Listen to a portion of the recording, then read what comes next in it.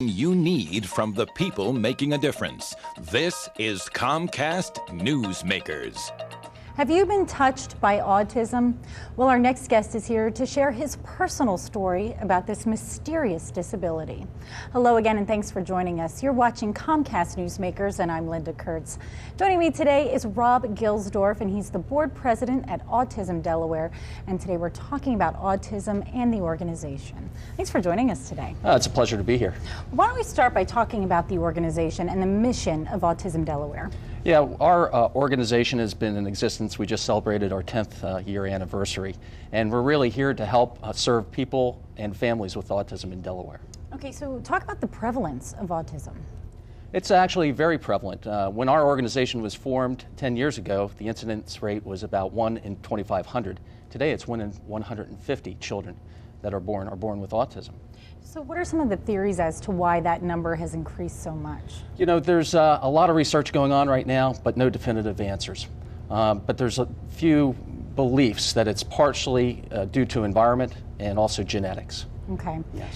Well, share your personal story with us about your son, Andrew. Yeah, Andrew has been a joy and a challenge for us. He's been a wonderful child.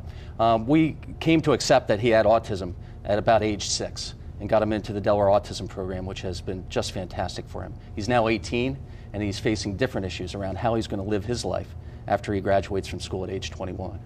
Okay, so when he was diagnosed, age 6, is that the typical age? No, truly, the symptoms were there for a long time, but it was 15 years ago, and doctors and physicians really didn't know the signs of autism like they do today.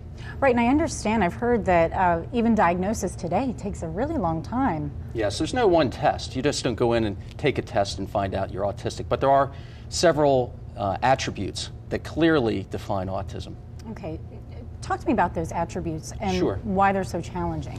Well, a lot of it has to do with communication. The children have trouble communicating, making eye contact, and actually just development. General development is very slow. Gross motor skills, fine motor skills, things like that. So what advice can you give to parents having been through all of this? I would say keep hope. There is hope. Come join us. There's a lot of us that have traveled this road before you, and we can help, and we want to help. And how can you help?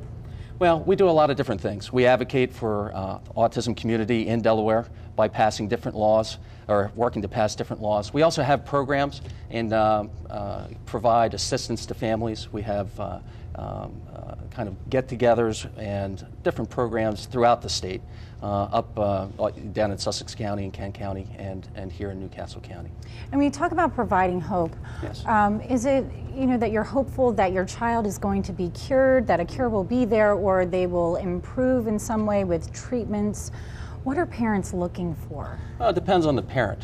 Some of our parents really believe that there is a cure. I would love to have a cure.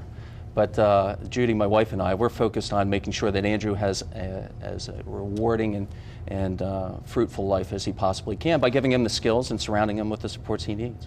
Right, and how can you enhance that quality of life? Well, through programs that we have at Autism Delaware called POWER, and we put job coaches, surround a team around our kids, find them employment, make sure they have the right kind of supports, also offer some community outreach and involvement around entertainment, so they have a full life. Okay, and we just have a short time left, but you mentioned your son is 18 years old. Yes. When he turns 21, he's no longer going to be able to be in the educational system, I believe? That's correct, yes. What will happen after that? Well, it's pretty much up to the state and programs like POWER and other service providers in the state. State funding is always a tough issue, and it's going to be tougher in the upcoming years. But we've got to do the best we can. And you'll continue the fight. I sure will. Thank you will. so much for joining us today. Thanks for inviting us. This hour's newsmaker has been Rob Gilsdorf, board president for Autism Delaware.